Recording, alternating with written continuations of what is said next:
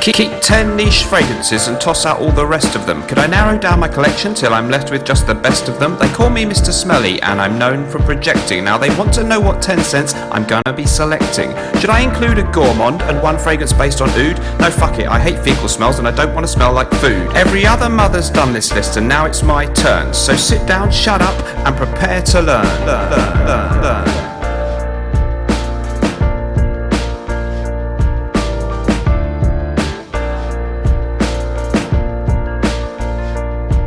Don't forget to like, subscribe and click the notification bell, then settle down for a treat because it's my fragrance show and tell. From the Creed to the Xerjoff to the Acqua de Parma, I'm packing more citrus than a Sicilian farmer. The other frag reviewers will all turn and flee in terror because they cannot compete with this English fragrance fella. Jeremy Fragrance, you know it's time to surrender because the smelly army's coming and to your throne I'm the pretender.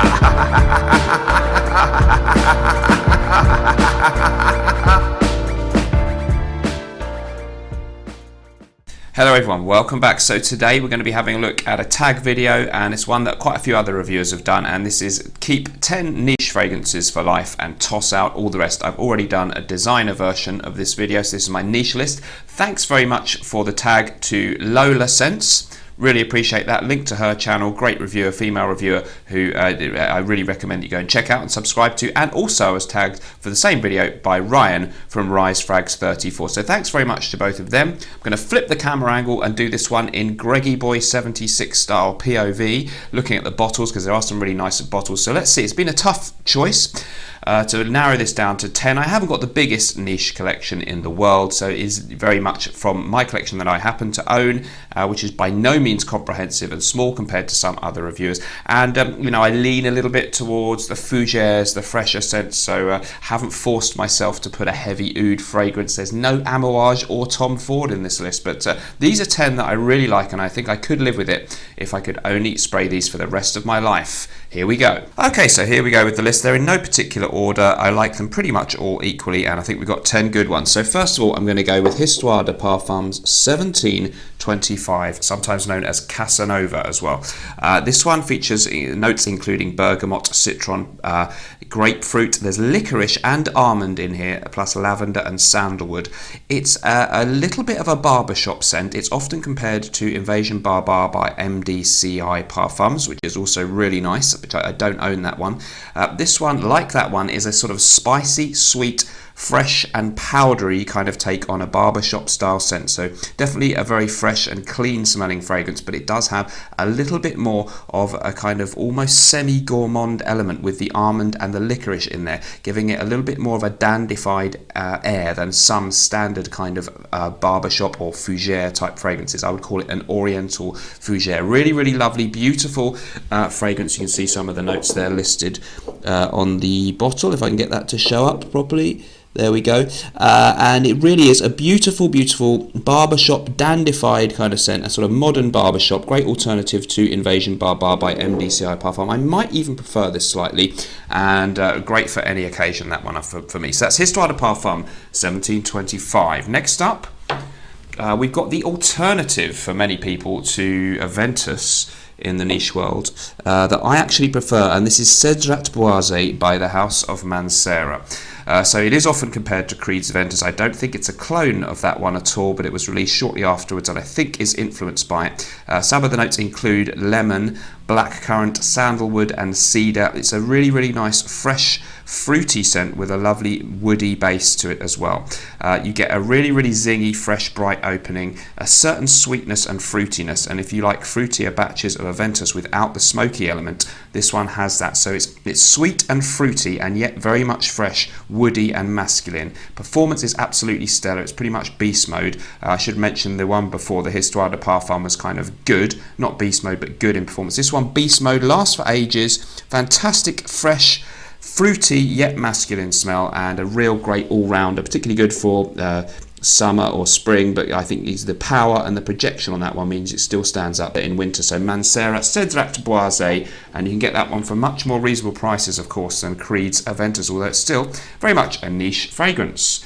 Next up then, we're going to go with Cologne Intense from Hubigant. I'm sticking with one fragrance only from each house, and that means I've had to disclude Fougere Royale by the same company, which is also brilliant, but I've got so many other great Fougeres, had to leave that one out. So this fragrance, I think it was a 2015 release. It features, amongst other notes, neroli and bergamot. There's tarragon in there.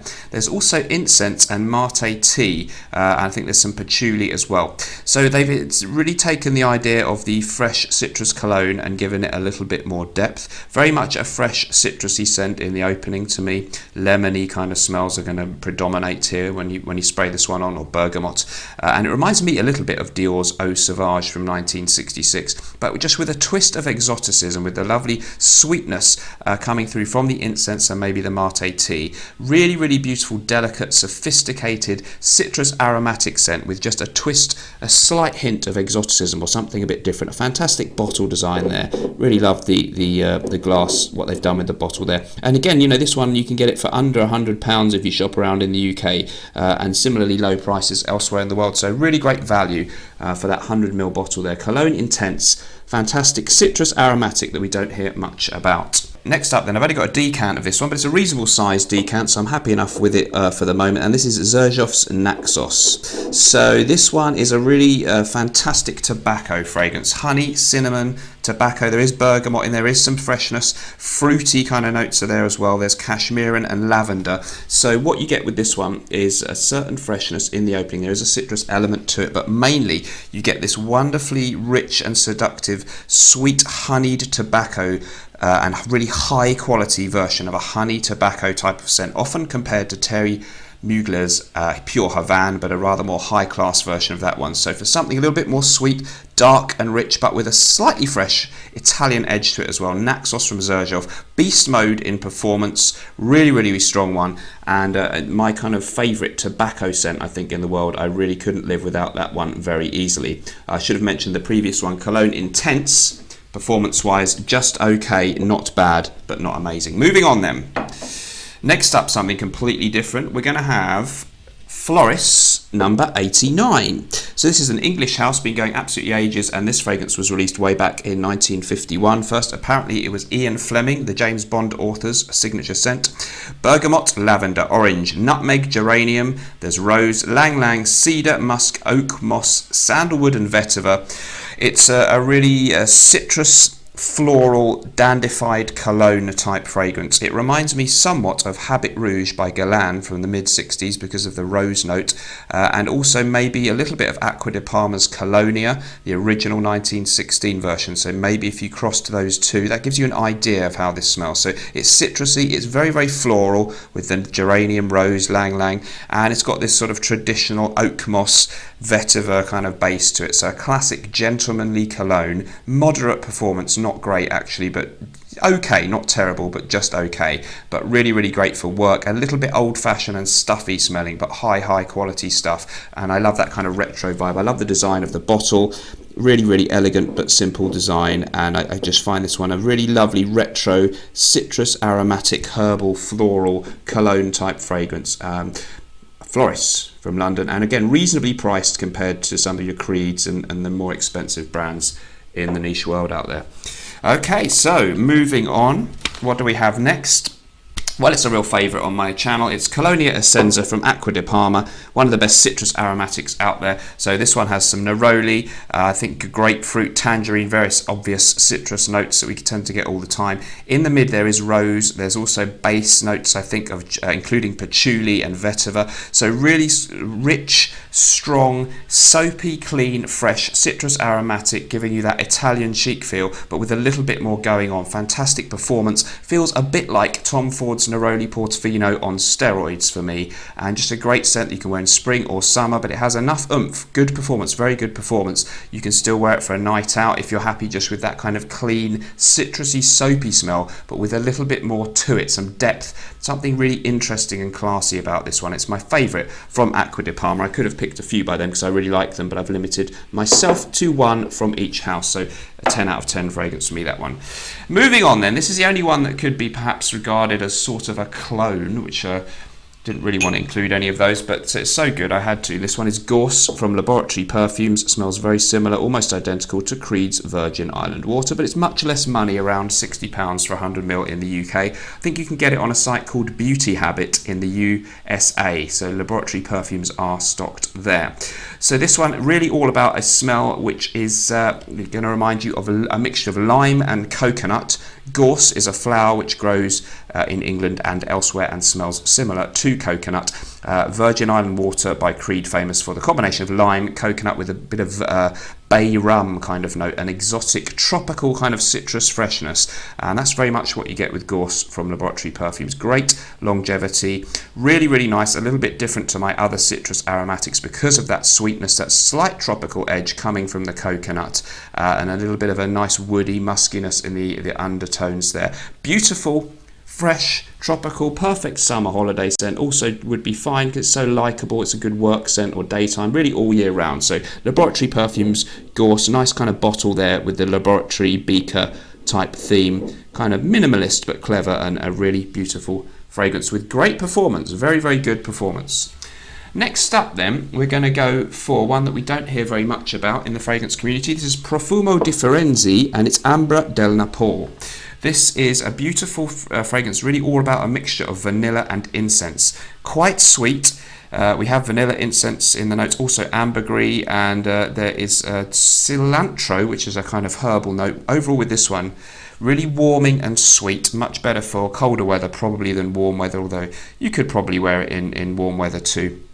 I think it might be benzoin in there as well. There's a sort of vanillic thing, but slightly more sophisticated than just vanilla, and that mixture with the incense creates this really kind of warming, slightly exotic but still very wearable, nice, sweet and potent, really good in performance fragrance. It's been going, I think, since 1990, and for me, when I want an ambery, I guess amber is one of the notes as well, or that accord of amber, because I don't think you can actually have an amber essential oil, but this ambery feel that's a very popular kind of accord in perfume is beautifully represented here with the combination of the vanilla, the musk and the incense, making this absolutely comforting and really nice to sort of spray on a jumper on a cold winter's night.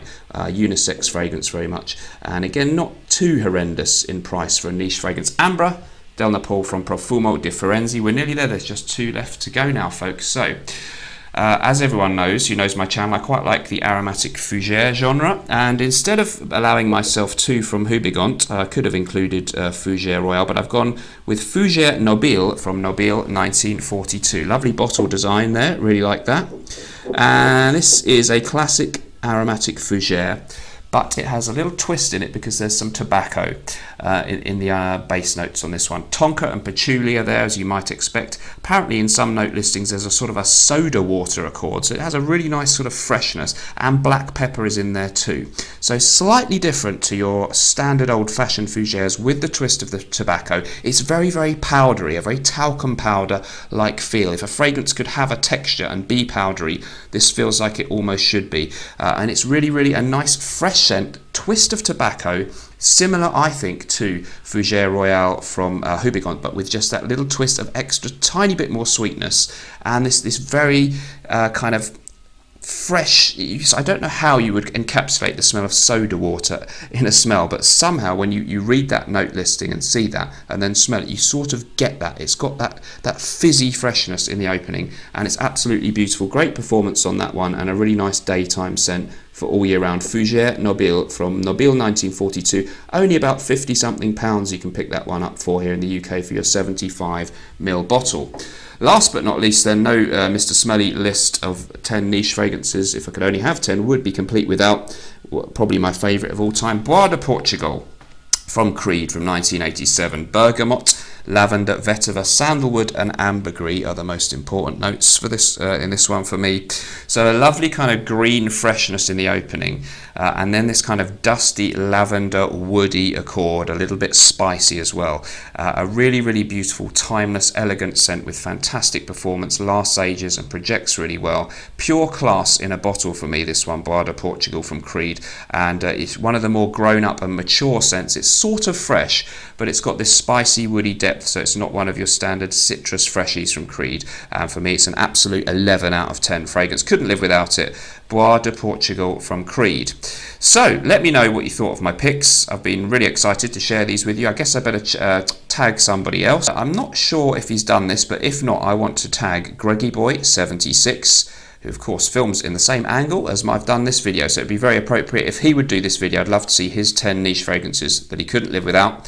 Thank you very much for watching. Remember, whatever you're doing in life, let's project. See you in the next video. Bye bye.